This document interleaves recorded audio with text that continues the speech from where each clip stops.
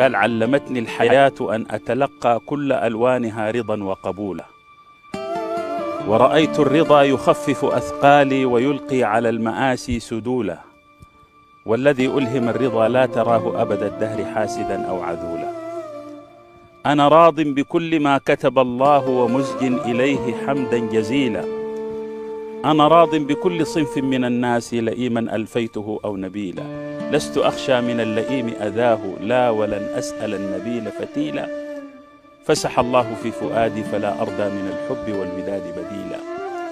في قلبي مكان لكل ضيف فكن الضيف مؤنسا أو ثقيلا، ضل من يحسب الرضا عن هوان أو يراه على النفاق دليلا، فالرضا نعمة من الله لم يسعد بها في العباد إلا القليلا، والرضا آية البراءة والإيمان بالله ناصرا ووكيلا. علمتني الحياة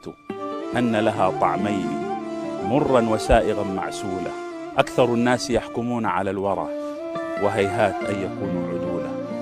فلكم لقبوا البخيل كريما ولكم لقبوا الكريم بخيلا، ولكم أعطوا الملح فأغنوا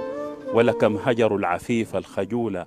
رب عذراء حرة وصموها وبغي قد صوروها بتولا، وقطيع اليدين ظلما ولص أشبع الناس كفه تقبيلا.